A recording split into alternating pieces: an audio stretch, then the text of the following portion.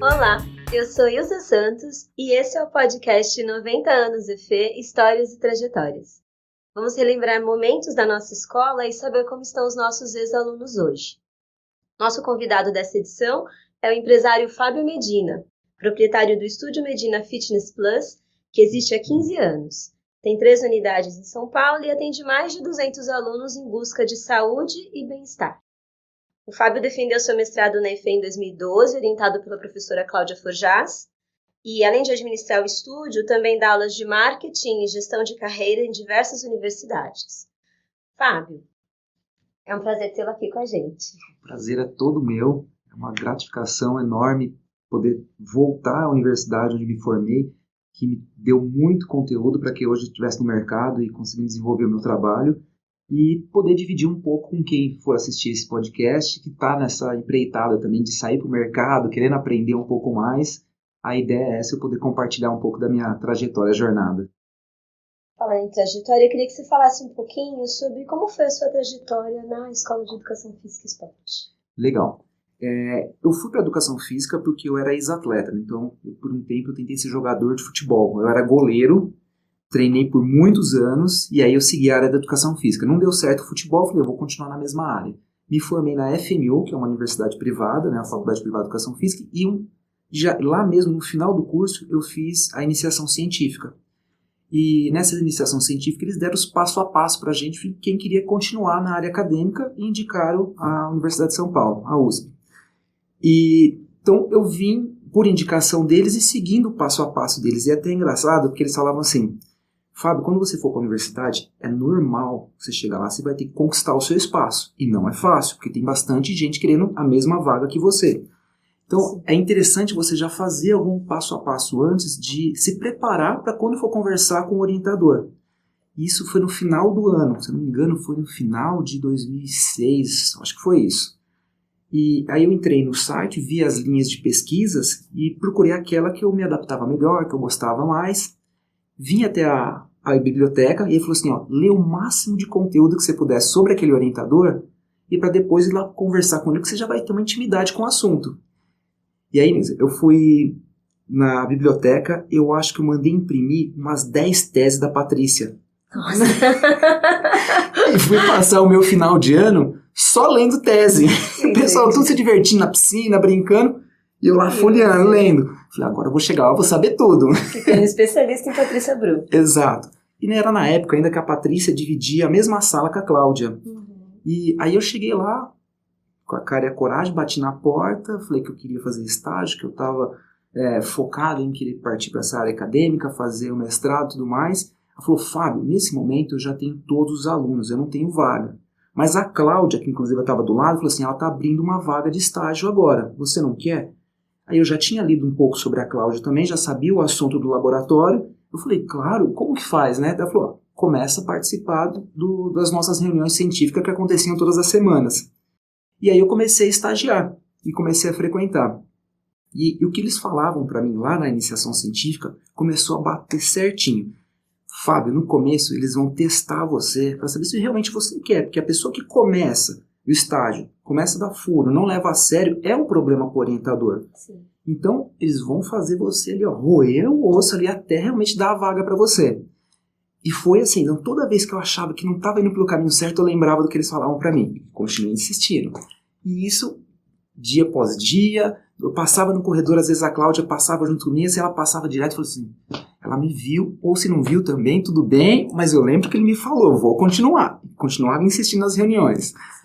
2 anos depois eu entrei no mestrado, mas durante esse período de estágio, eu comecei a acompanhar os projetos com o Crivaldo, com o Luiz e os outros alunos do estágio, e onde eu aprendi muita coisa.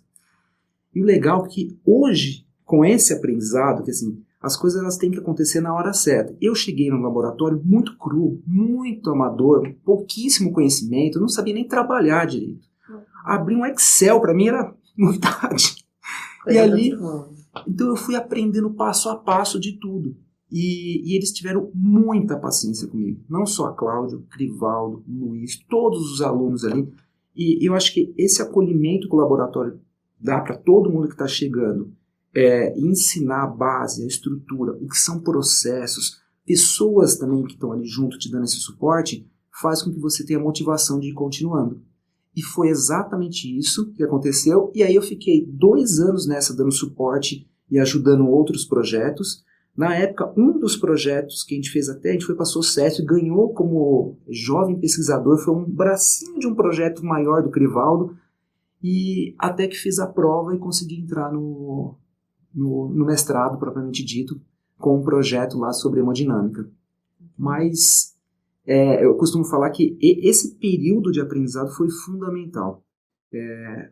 Você entender a rotina das coisas, ter a paciência, perseverar, insistir, porque no mundo do empreendedorismo, que é o que eu estou fazendo hoje, é muito isso. Se você desistir nas primeiras dificuldades, você vai perder grandes oportunidades, porque assim, quem persiste mais normalmente é o que vai prosperar. Muita gente vai ficando pelo meio do caminho, ou por ansiedade, achar que não quer passar pelas barreiras iniciais que normalmente acontecem. E até um detalhe legal, quando você entra no laboratório, você começa a ter as dificuldades. A primeira barreira minha era ler os artigos em inglês. Uau. Meu inglês era muito fraco. Sim. E aí, primeira reunião, artigo tal, uma semana para ler tudo aquilo de inglês, para mim era muito pouco, porque era muito difícil. E você vai insistindo, até que começou a ficar mais simples, mais fácil, comecei a ler com mais rapidez, o entendimento já começou a ficar melhor.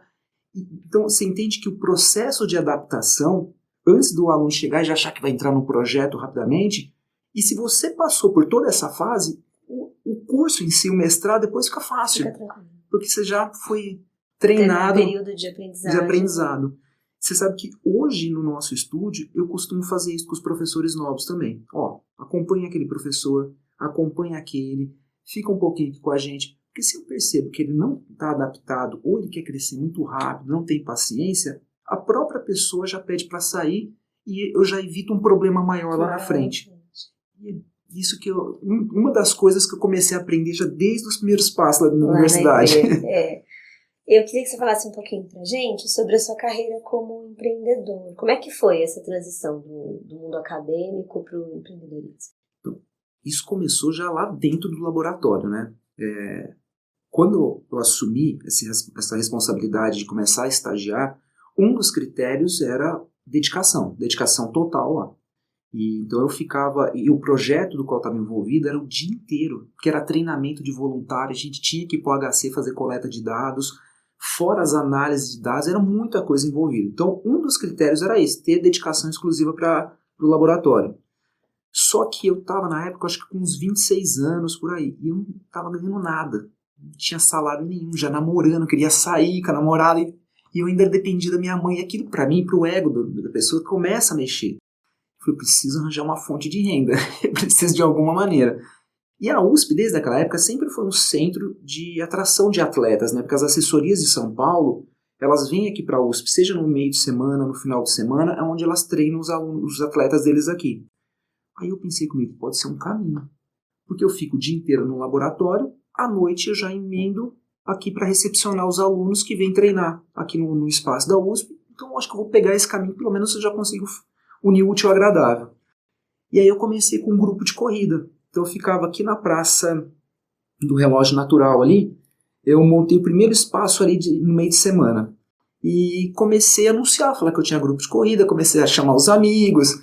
E aí essa necessidade de captar os alunos foi quando eu comecei a dar os primeiros passos do que hoje é a nossa estrutura de marketing. Que eu comecei a aprender como que faz para divulgar, para as pessoas saberem que eu existo, para oferecer meu serviço. Foi quando eu comecei a mexer com o Google. Hoje, grande parte da captação de aluno nosso vem pelo Google. Então foi já nessa época que eu falei assim, vou colocar um site no ar. Eu não sabia nada daquilo. E eu lembro até que tinha um outro aluno no laboratório que chamava Paulo Panizzi, eu acho que era o nome dele. E ele gostava de desenhar, mexia um pouco com tecnologia. Eu falei, Paulo, você vai me ajudar. Vamos montar um site, você monta para mim, desenha um logo aí. Aí eu até paguei para ele na época, ele fez isso e a gente colocou um site no ar. E por coincidência, essa página, como eu descrevia muito sobre o espaço USP, de eu estar oferecendo serviço aqui dentro, ela ficou ranqueada como as primeiras páginas do Google. E isso tem um valor enorme. Então, quando as pessoas colocavam corrida na USP, pum, já aparecia gente ali. Ai, que máximo. E aí começou a aparecer gente. E aí eu comecei a entender a lógica de captação de pessoas, venda e a entrega do serviço aqui dentro. Então eu ficava o dia inteiro no laboratório, quando chegava no final do dia, eu ia lá para o espaço, então eu trazia já um cooler com água, os colchonetes e tudo mais, e comecei a oferecer aula. Então esse foi o início da minha trajetória de empreendedorismo, um pouco pela necessidade, mas eu percebi que eu gostava também disso. Então eu saí da faculdade direto para a USP e depois já emendando direto com essa... tua empresa. Exato. E aí o passo seguinte foi... Assim, o primeiro momento foi o grupo de corrida. E eu morava aqui na Bela Sintra, na Consolação. Então todo dia eu fazia esse caminho de descer para a USP e voltava. E todos os dias eu passava na frente de um consultório médico que tinha do lado de casa. E sempre vi naquele consultório vazio. Eu falei assim... Chega um dia e falei, não eu já tenho. Então eu vou bater na porta ali, quem sabe ele não aceita uma parceria. E é outro ponto também engraçado, né? Que a vida vai criando algumas barreiras, algumas dificuldades. Eu lembro que no primeiro dia da primeira reunião, minha mãe saiu e me deixou trancado para dentro de casa. Eu não consegui sair. Aí eu liguei tendo que desmarcar a reunião, porque eu não tinha, apesar de eu morar no primeiro andar, não tinha como pular a janela. E aí acabou que depois eu fiz um segundo encontro com eles e deu certo, porque ele era um médico ginecologista, ele tinha um espaço muito bem localizado ali na Rua Bela Sintra, próprio, e ele atendia um dia na semana. O resto da semana ficava tudo vazio. E a hora que eu cheguei e falei que se eu podia associar, trazer os equipamentos, porque daí eu investi em equipamentos e tudo mais, ele falou, claro, por que não? Vamos fazer isso. E aí eu coloquei os equipamentos para dentro, negociei uma porcentagem do que entrava, do lucro que repassava para eles, e aí fiquei um ano nesse lugar, mas foi o tempo suficiente para eu começar a entender a lógica de como que é empreender, ter um espaço próprio também, não só aqui na universidade, mas para um espaço físico, né, de atração de pessoas. Aí terminou esse um ano, ele vendeu o imóvel, e aí nós tivemos que sair. A história é longa, tá? Mas eu vou contar tudo, vamos embora. Tá bom, vamos lá. E nesse período que eu estava na USP, tem um INCOR, que eu acho que ainda tem um INCOR dentro da EFE, né? Não temos mais. Não tem mais? Não. Tá. Na época tinha um INCOR que o pessoal fazia o teste de esforço lá dentro. Isso. E tinha os estagiários que faziam o curso de pós-graduação. E eu conheci um aluno do INCOR lá dentro, que era o Matheus. E o Matheus também querendo montar o empreendedorismo e tudo mais. Eu falei, Matheus, vamos montar junto então? Porque daí eu fico com a parte do funcional e ele, como era professor de Pilates, já estava buscando também a oportunidade, eu falei, você monta o Pilates. E aí deu certo. Daí nós alugamos um espaço na mesma rua, na Bela Sintra mesmo. Ele entrou com uma parte do serviço, eu entrei com outra. Eu fiquei 10 anos nesse espaço. 10 anos nesse espaço. E saí agora em setembro de 21, saí de lá. Então foi um espaço dentro de um prédio, no 5º andar de um prédio, na Rua Bela Sintra. Eu fiquei 10 anos. E o fato de você ficar dentro de um prédio onde todo mundo na rua passa e não te vê, você tem que criar habilidades para pessoas te encontrarem. Quando a gente foi otimizando essa parte de aprender a mexer na internet. Então, ou seja, eu comecei o primeiro passo da empreendedorismo por necessidade. O segundo passo, vendo oportunidade, criei o estúdio. Aí uma pessoa que eu conheci dentro da universidade, criamos uma parceria e aí desenvolveu e o negócio começou a vingar. E assim, a gente vai melhorando a cada dia, né? Sim, interessantíssimo isso. E você consegue elencar assim, quais foram os principais desafios dessa jornada? Assim? Olha, desafio para quem está empreendendo, eu falo até por quem é formado na área de educação física. Primeiro é entender sobre negócios, né? Sobre gestão de negócios, gestão financeira, fazer marketing. Às vezes a gente acha que o marketing é entregar um folderzinho, que não deixa de ser, tá? Mas ele é muito mais amplo do que isso. Vendas, todo mundo entende também que marketing e venda é uma coisa só, não são coisas completamente distintas. Então você tem que saber atrair as pessoas, mas também você tem que saber vender e ainda mais importante é saber segurar essa pessoa. E tudo isso eu fui aprendendo com o tempo também. Então no primeiro momento, eu como professor de educação física, que tinha muito do conteúdo técnico, que é dar aula, e tive que me adaptar a entender sobre os processos administrativos. Essa foi uma barreira. No início, conciliar o mestrado com o negócio funcionando também foi um desafio grande. Porque até então, quando eu estava na USP, eu não tinha que pagar aluguel, conta de luz, nada, porque era o ar livre. Ar livre. Quando eu assumi o primeiro aluguel, aí era custo fixo. Independente do que acontecesse comigo ou com o mundo, quando chegasse no final do mês, tinha um boleto para pagar. Aí isso te tira da zona de conforto. Isso faz você correr atrás e começar a buscar alternativas. Então foi um grande aprendizado, um grande desafio para mim nesse momento também. E além de relacionamento com os alunos, essas barreiras iniciais também. E eu acho que o principal, como eu disse, o início do meu mestrado aqui, principalmente a professora Cláudia, que era muito exigente conosco, e ela fazia com que a gente entendesse todos os processos. E isso eu trouxe depois para a prática. E eu sempre fui, no mundo do empreendedorismo, e foi muito do que ela ensinou para a gente, números. Saiba o que está acontecendo para você entender o comportamento para tomar as melhores decisões. Então, desde o início, eu trouxe esse comportamento do laboratório e sou maluco dos números. Então, tudo o que acontece no nosso estúdio, eu tenho isso calculado, anotado. Então, quando uma coisa acontece, eu não fico perdido. Deixa eu ver, o vento está para lá, eu vou para lá. Não, eu analiso sempre em comparação ao próprio estúdio a períodos anteriores. Se eu não encontro a resposta, aí eu saio perguntando para outras pessoas que têm negócios também, o que está acontecendo. Então, isso eu acredito que me ajudou bastante a vencer essas barreiras iniciais. Então, como eu anotava tudo, às vezes quando eu tinha dificuldade, eu perguntava para um ou outro, aí eu começava a entender uma lógica do que estava acontecendo e partia. E a barreira inicial também é você ter persistência e ser resiliente, porque assim, é muito problema. Se você desiste com os primeiros problemas, que é o que a grande maioria acredita que faz, você perde grandes oportunidades. E lembra que eu te falei dos 2 primeiros anos de estágio, que eu passava no corredor e o professor lá atrás falava para mim, insiste, insiste. Então eu trouxe essa mentalidade também para os negócios. Falei, insiste, uma hora eu vou entender, uma hora vai melhorar, uma hora eu vou pegar a lógica disso daqui. Então toda vez que tinha uma dificuldade, eu usava os aprendizados aqui da universidade para tentar entender o problema e resolver. E isso eu acho que o processo de pós-graduação, ele te traz como um grande benefício. Entender a resolver problemas. E isso, com certeza, foi me ajudando a vencer essas primeiras barreiras e essas dificuldades.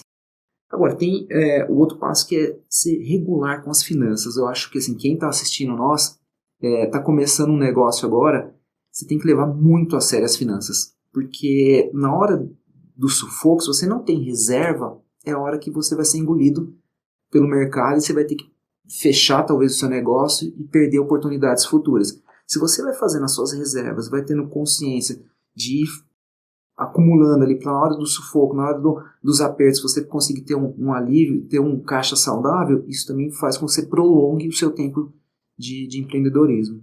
Entendi. Fábio, assim, eu entendi, você já tocou nesse assunto um pouco, mas assim, vou reforçar, até porque está no meu roteiro. Como é que o conhecimento que você adquiriu durante o mestrado da EFE influenciou a criação e o desenvolvimento do estúdio, né? Eu sei que você já mencionou que os 2 anos de aprendizado, as cobranças da Cláudia, como que isso influenciou para além da necessidade financeira? Tá. Hoje não é o Fábio que está falando. Se você conversar com qualquer empreendedor, gestor de negócio, empresário, eles vão falar que assim, tem 2 variáveis principais que determinam o sucesso de um negócio. Uma, ter processos, e segunda, estar cercado de boas pessoas. Se você tem só uma ou outra, dificilmente o negócio vai para frente. Então não adianta você ter ótimos processos e não ter quem faça e respeite aqueles processos. Não adianta você ter pessoas maravilhosas, produtivas, boas, se você não consegue direcioná-las para ter com os melhores processos, para você conseguir otimizar e entregar um bom serviço para o mercado. E esse aprendizado eu trouxe muito de dentro do laboratório. Então, como eu disse, eu cheguei no laboratório muito cru, muito cru. Para abrir um PowerPoint, para abrir um Excel, que era básico, eu comecei literalmente do zero. E dentro do laboratório, tudo é processo. Tudo. Porque a frase que a Cláudia colocava para a gente, tanto a Thaís, é assim, tudo que você aprende aqui é conhecimento do laboratório. Porque o laboratório, quando você entra, é um, quando você sair, é outro. Ele já vai ter otimizado, inclusive, com o seu conhecimento que você vai deixar aqui. Então, tudo é melhorias contínuas. Então, um processo de quando eu entrei no laboratório e saí, ele já estava otimizado, seja por minha parte ou por outro profissional, outro aluno. E dentro de uma empresa é a mesma coisa. Então, você tem que ir desenvolvendo processos e conduzindo a melhoria deles. E junto trazer boas pessoas para trabalhar. E o processo do qual eu fui submetido a entrar no curso de mestrado aqui, também conduziu a isso, porque eu passei por 2 anos até ter o direito de passar. Eu poderia, se eu quisesse simplesmente achar uma oportunidade, querer cortar caminho, só ficar olhando vantagem, nesse meio período eu teria desistido desses 2 anos. Então ali também faz parte da condução de trazer bons talentos para a universidade, você fazer com que a pessoa passe um pouquinho de dificuldade ali para ela entender o quão sério é aquele mundo que ela está vivendo. E no dia a dia nosso do empreendedorismo é a mesma coisa. Porque não adianta a gente ficar lá buscando melhorias nos processos se eu coloco um professor que não dá atenção para o aluno, não está preocupado com a cultura da empresa, não está preocupado, por exemplo, com os processos, com as atividades básicas, chegar no horário, vestir um uniforme, tratar bem um aluno. Então, eu posso fazer de tudo, se eu colocar as pessoas erradas ali, não vai vingar.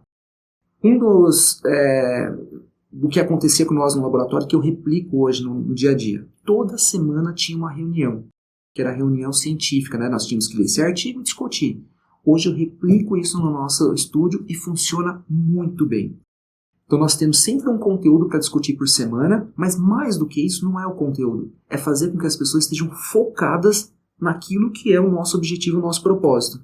Então toda semana eu tenho um encontro com eles. Seja presencial ou seja físico, eu quero ouvi-los, tudo que eles estão fazendo, as críticas, as melhorias às vezes, quebrou uma peça no vestiário, tem que trocar uma peça do equipamento tal. Então, estou sempre ouvindo e respondendo eles rapidamente para eles se sentirem também parte do processo ali que eles estão sendo atendidos. Então, toda semana esse encontro faz com que a gente não se perca. Então, um ano inteiro não tem semana que a gente não faça esse encontro. E isso, toda hora em comunicado com eles, dando atenção para eles, eles trazendo problema, a gente resolvendo, a gente vai ganhando conhecimento do mercado. Uma outra coisa que o laboratório trouxe para mim, esse eu demorei um pouco mais para aprender, tá? Eu levei alguns erros, mas depois fez muito sentido. Quando você está começando a empreender, parece que você quer ganhar um planeta, você quer ganhar o mundo, parece que o mundo fica pequeno. Você fala assim, nossa, eu quero abrir essa empresa, agora eu quero abrir essa, agora eu quero abrir aquela.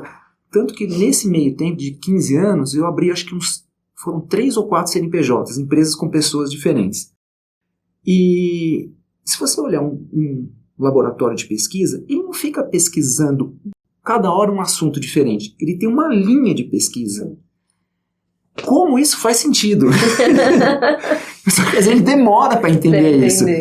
Por quê? Porque se você tem uma linha, você vai começar a entender os erros e o acerto, cada vez mais você vai entender o comportamento daquele público, cada vez mais você vai ficar mais refinado para oferecer o melhor serviço para aquela comunidade que você quer atender. E isso, ao longo do tempo, reduz o que a gente fala, que é custo de aquisição de cliente, que é a variável talvez mais importante. Custo de aquisição de cliente e quanto tempo ela fica com você. São 2 principais variáveis na gestão de um negócio. Então, quanto mais eu conheço o meu público, porque eu sei o que eu estou oferecendo, eu sei qual que é a dor dele, qual que é a necessidade dele, eu sei exatamente como me comunicar com ele e o canal que eu vou atingir ele. E aí fica mais fácil eu atrair essa pessoa e segurar ela para ela permanecer o máximo de tempo comigo. Então, no laboratório de pesquisa, no nosso, por exemplo, ele estudava hemodinâmica e as respostas da pressão arterial após o exercício, né? Então, eu estudava treinamento de força, treinamento aeróbico, treinamento de bicicleta, tudo relacionado a uma mesma linha de pesquisa. E no primeiro momento, jovem, cheio de energia, eu queria ter empresa disso, empresa daquilo, me achava o empreendedor, até cair essa ficha. Tanto que eu abri, não é que seja tempo perdido, eu tive, óbvio, aprendizagens na prática ali que me ajudam hoje em dia. Mas, além do estúdio, eu tive empresas que ofereciam serviço para outras empresas, então a gente atendeu grandes empresas como Leroy Merlin, Salomão, Zó. Tivemos um projeto junto com o Tribunal de Justiça e o Laboratório da Cláudia aqui da USP, que a gente fez um projeto piloto com eles lá. Então tudo isso me trouxe muito conhecimento, mas começou a fugir do que era o meu core, que era o estúdio. E aí ao longo do tempo eu fui percebendo que eu estava gastando muita energia desfocado. E aí eu falei, um laboratório ele foca numa coisa. E aí quando eu peguei toda essa energia, esse conhecimento, foquei, direcionei para o estúdio, que foi justamente depois da pandemia, deslanchou. A gente tem crescido mais de 100% ao ano. E isso, para um estúdio, para um negócio, tá certo que é um negócio pequeno ainda em progressão, mas é muito relevante. Difícil um negócio hoje crescer 100%, 2, 3 anos seguidos. Sem dúvida. Né? E para você, assim, qual é a importância do embasamento científico para a atuação do profissional de educação física? Porque você tem vários profissionais atuando nessa sua empresa. Legal. Quando eu penso em ciência, eu não penso só no produto final, né, que é o artigo científico publicado numa revista boa, ruim, tudo. Eu penso no processo como um todo. Para você chegar até o produto final, que é o artigo, é tudo isso que a gente falou. É a gestão de bons processos com boas pessoas para chegar àquele conteúdo final. Então, o curso de pós-graduação, se você for pensar em pesquisa, você tem que ter em mente tudo isso. No dia a dia, é a mesma coisa de um negócio. Para eu ter um negócio de sucesso, eu tenho que entender primeiramente os meus números. Então, quando eu penso na ciência, todo artigo que nós íamos fazer, todo estudo que a gente ia fazer, a gente tinha que coletar informações. A partir da coleta das informações é que a gente fazia as análises. Até chegar à coleta das informações, era muito trabalho. Primeiro você tem que fazer o planejamento daquilo. E com isso você tem que olhar na literatura o que existe e o que não existe. Para você encontrar uma hipótese para depois você buscar aquele estudo. Mesma coisa negócio. Eu vou abrir um negócio novo, primeiro eu vou analisar o mercado. Não vou abrir por abrir. Às vezes eu vou abrir um negócio que já não tem mais valor, ou naquele lugar já está saturado. Então, um planejamento inicial é necessário. Isso veio da pesquisa, isso veio de laboratório e do conceito ciência. Depois eu vou fazer a coleta de dados, é quando eu começo a ir para o campo de trabalho, eu começo a lidar ali com a realidade, eu vou conhecer aquele público, se o espaço é bom, se não é, até eu começar a investir dinheiro de fato. Se você vir para o mundo dos laboratórios, é a mesma coisa. Será que eu vou entrar de cabeça num projeto onde eu sei que não tem chance de ter resultado positivo? Ou eu vou gastar minha energia em algo que eu sei que pode trazer uma informação que ainda falta para a gente, que ainda é um gap em todo o contexto que a gente estuda? Então, você já começa a entender que mercado você vai atingir, aonde que você vai ir. E aí, a hora que você começa a prática literal, mesmo que você iniciou o projeto, aí você começa a fazer as coletas de dados. Então, você percebe que a coleta de dados ela já começa a ser refinada lá atrás, quando você tem a ideia de uma hipótese. O negócio é a mesma coisa. Então, você fez o investimento. A partir do momento que você fez o investimento, você já tem uma expectativa de que aquilo vai dar certo, ou você já tem uma previsão do que vai acontecer. Que é um plano de negócio que a gente chama. E aí, a hora que você começa também a brincar com o Excel. O Excel, ele dá tudo o que você quer. Qualquer coisa que você colocar ali vai te dar a resposta que você espera. Mas o dia a dia depois é que você vai transformar aquilo em realidade. Então, se eu tenho uma hipótese, vou para o mercado, já fiz o planejamento, agora é começar a correr atrás dos resultados. E a mesma coisa que um projeto também. Então, na hora que eu vou coletando os dados, começo a ver se o caminho está sendo direcionado corretamente, até chegar na entrega do projeto final, que é a conclusão daquilo. Só que no dia a dia do negócio, você não tem um projeto final. Você tem uma etapa, depois aquilo ali vai ficar obsoleto, você tem que ter outra etapa, então são hipóteses atrás de hipóteses. Então, quando você acha que já está tudo bom, estabilizado, se você parar no meio do caminho, pronto, resolvi meus problemas, montei um negócio de sucesso. Amigo, se você parar 2, 3 anos, você pode ter certeza que vai ter alguma inovação que vai vir e vai engolir você. Então, você tem que ficar o tempo todo buscando melhorias para aquilo. Então, eu vejo a ciência hoje muito dessa forma. Então, assim, são os conceitos envolvidos na ciência para aplicar no negócio. Não é simplesmente, o artigo tal falou aquilo, então eu vou aplicar isso com o meu aluno, sem nem olhar para ele, saber se ele pode ou não, se tem condição de fazer aquilo. Ou se o cientista tal falou tal coisa, é isso que eu tenho que seguir. E a pós-graduação traz uma coisa para a gente muito legal, que é saber interpretar a ciência. Então, hoje, ainda mais nessa época de mídias sociais, onde todo mundo pode falar o que quiser, que eu acho isso super positivo, a pós-graduação trouxe para a gente o discernimento. Então, eu consigo hoje fazer a leitura de alguém que está falando algo, se faz sentido ou não. Essa semana mesmo aconteceu algo justamente nesse sentido. Eu sigo uma pessoa que ele é um professor e ele posta muito sobre comportamento de aluno. A parte mais comportamental de por que o aluno fica pouco tempo numa academia e tudo mais. Aí ele lançou o resultado de um estudo. E aí eu fiz uma pergunta para ele sobre uma variável específica daquele estudo, que foi o contrário do que estava apresentando a conclusão. Eu falei, mas não faz sentido. Então deixa eu ir atrás, ler na fonte mesmo, fui atrás do artigo. E aí quando você vai ler o artigo, você percebe que a metodologia usada não era boa. Aí você fala, então faz sentido. Então agora eu estou entendendo que o contexto do qual aconteceu essa conclusão não é a realidade, então eu não posso me basear sobre isso. Isso a ciência traz para a gente, no mundo do dia a dia, para a gente saber interpretar corretamente. Porque no empreendedor você tem que tomar decisões todos os dias. Todo dia, se eu coloco o dinheiro aqui, se eu coloco ali, se o meu resultado está bom, se não está. E se não está, o que eu vou fazer? Um outro exemplo muito legal que aconteceu agora. Como a gente tem essa cultura, posso dizer, de anotar tudo.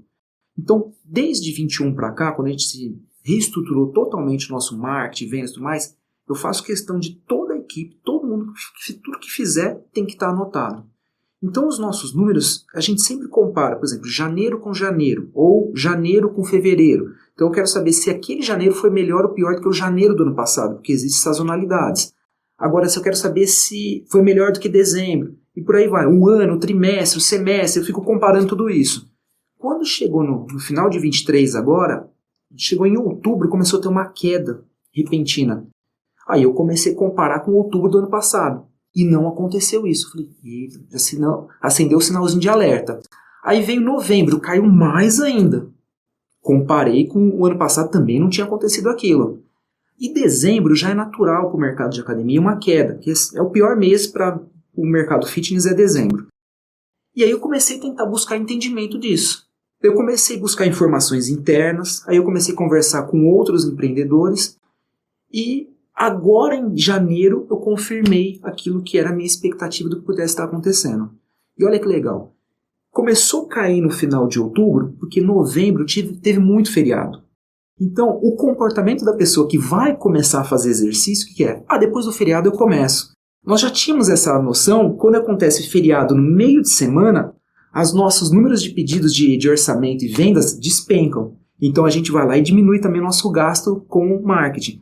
Só que como o mês de novembro teve muitos feriados prolongados, então o pessoal deixou para o próximo mês. Só que o próximo mês já era dezembro, que já era baixa.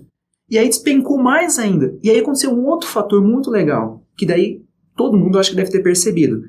Essas férias de final de ano lotou todos os lugares. Foi as primeiras férias que após a pandemia as pessoas tiveram realmente confiança de viajar.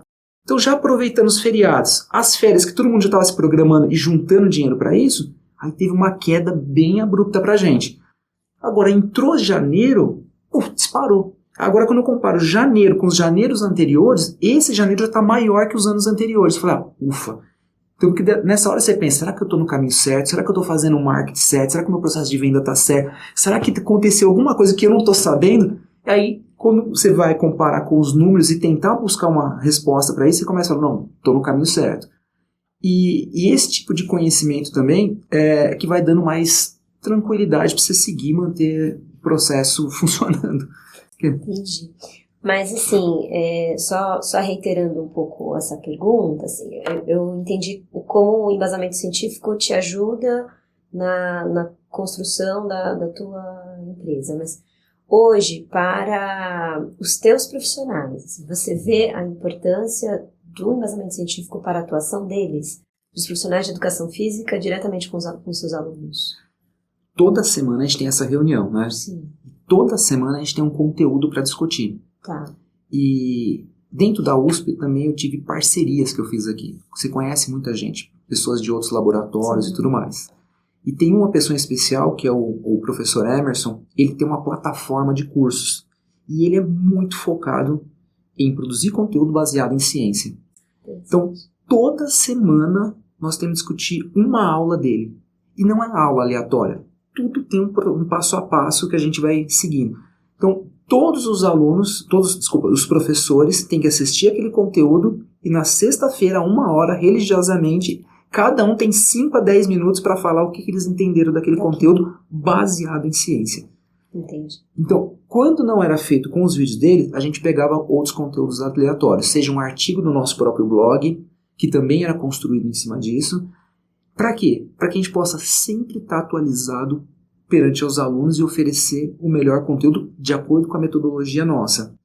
E o aluno percebe isso. Quando o professor está embasado, o aluno fez qualquer pergunta, ele não fica gaguejando, ele sabe responder de imediato, ele tem confiança sobre aquilo, a gente ganha autoridade. E se ganha autoridade, ele fica mais tempo conosco e indica nós para outras pessoas. Então, isso é passo fundamental. Então, toda semana, a cultura que eu trouxe daqui, estou aplicando lá. E faz muito diferencial, sentido. Então. Muito. Ao longo dos anos, você notou mudanças significativas no seu campo de atuação? Tem. É aquilo que eu falei. Se você não se atualiza, você vai ser engolido. E as suas estratégias de atualização, quais são?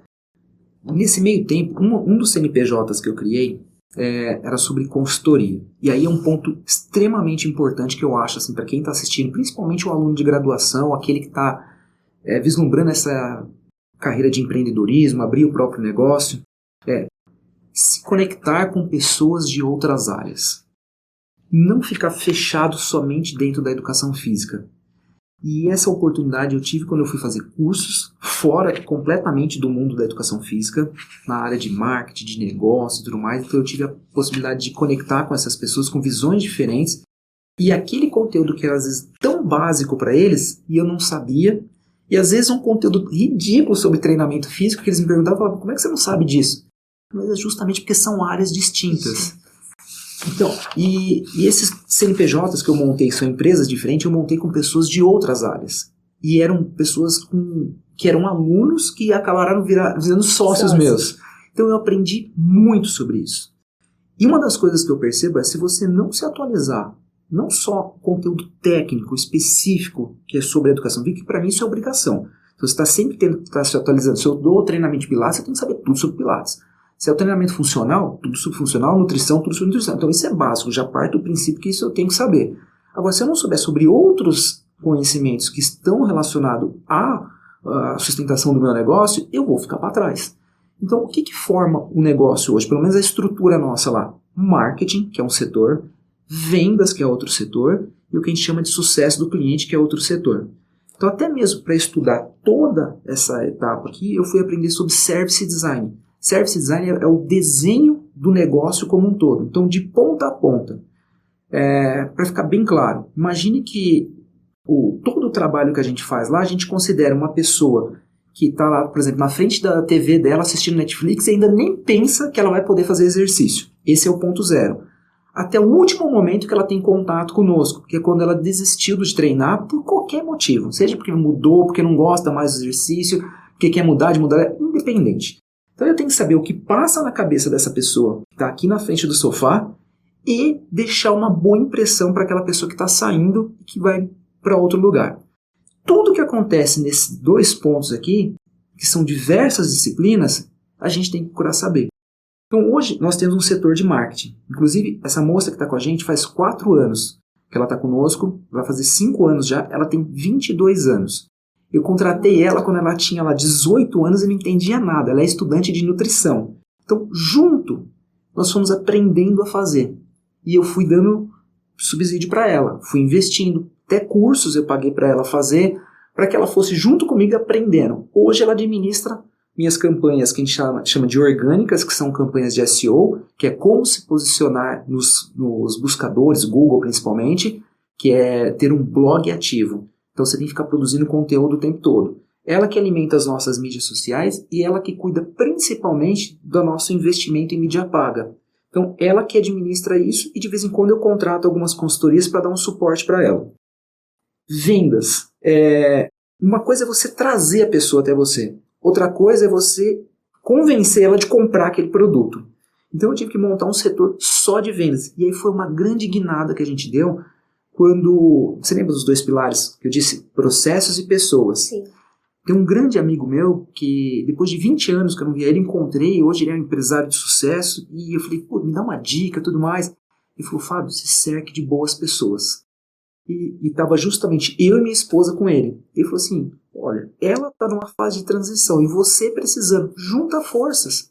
Aí foi quando a minha esposa veio, ela de formação ela é advogada, mas veio para assumir o setor de vendas. E foi ali que a gente conseguiu deslanchar também, colocando os processos. E aí desenvolveu com mais energia. Então eu falo assim, conhecer a sua área, mas também outras áreas, outras pessoas, comece a enriquecer todas as necessidades que você precisa. Eu costumo falar que empreendedorismo, sabe aquele equilibrista de pratos que tem no circo? Sim. É exatamente aquilo. Tá. Então, você tem que toda hora deixar o... Se você ficar focado só em um, os outros vão parar de girar e vão cair. Então toda hora eu tenho que ficar entendendo um pouquinho de cada assunto para ficar direcionando o pessoal. E quem não faz isso, a tendência é começar o esforço ficar muito maior, a pessoa começa a desanimar porque vai parar de dar resultado. E aí eu começo, às vezes eu converso bastante com empresários, empreendedores também mais antigos, donos de academias com modelos antigos, e você já vê no semblante deles assim aquele um pouco de desânimo, já não está mais aguentando a rotina, porque tem que dar aula ainda de manhã, tarde, de noite, ainda tem que pensar na gestão do negócio, não consegue administrar pessoas. Então você tem que ter uma série de habilidades e conhecimentos, principalmente lidar com pessoas também, administrar pessoas, para que você consiga sempre ir aumentando e prosperando, que é o que a gente fala de melhorias contínuas. Porque senão você vai ficando pelo meio do caminho. E assim, eu vejo até como positivo que o mercado está melhorando. Se todo mundo não buscar melhorias, quer dizer que o mercado também não está evoluindo. Sim. Se está tendo dificuldades é porque existe concorrente buscando uma qualificação melhor, um serviço melhor, e isso força a área a sair da zona de conforto e a gente crescer, porque a educação física ela precisa crescer como um todo para gerar mais oportunidade para todo mundo. Nós estamos aí num mercado emergente bem pequenininho, com muito potencial, mas depende de quem trabalha na área se desenvolver e correr atrás para trazer melhorias para o setor. Não sei se eu fui claro, mas assim... Bastante. E assim, quais são os seus planos para o futuro em termos de carreira? Legal. Essa era uma coisa que rodava muito minha cabeça. Porque eu queria, ter um negócio amplo, grande. Eu queria... Você sabe que já mudou muito isso. Talvez um pouco pela idade. E pela experiência que a gente vai tendo também. O futuro nosso hoje... Antes eu tinha várias direções. Hoje eu consegui encontrar um rumo. E agora, tudo que a gente faz é melhorar etapa por etapa daquilo que a gente já tem muito consolidado. Então, se você pensa, Fábio, você vai daí para onde que vai agora? O máximo que eu quero hoje, Fábio, amanhã pode ser que eu já tenha outra cabeça, tá? É replicar isso. Porque o que mais me importa hoje em dia é meu tempo. Agora que eu estou dando valor e noção, assim, é bom dinheiro, ganhar dinheiro é muito bom, mas se você ganha dinheiro e não tem tempo para fazer as coisas que te dá prazer, chega uma hora que você começa a desanimar.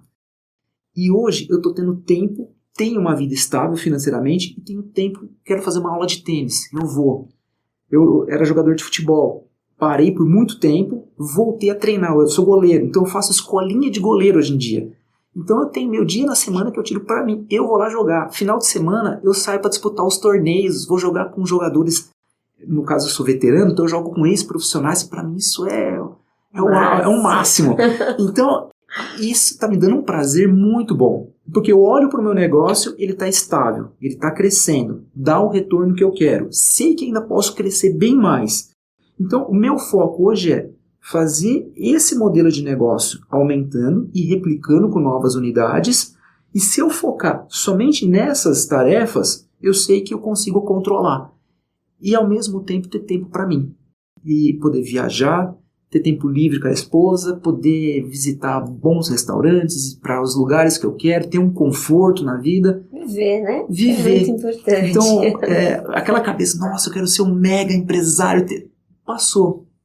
E hoje eu tenho a percepção que tempo é tão importante quanto só a quantidade de dinheiro. Sem nenhuma dúvida, Fábio.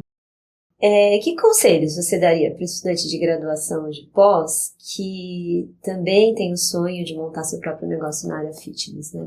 Falando do nosso público, nosso aluno.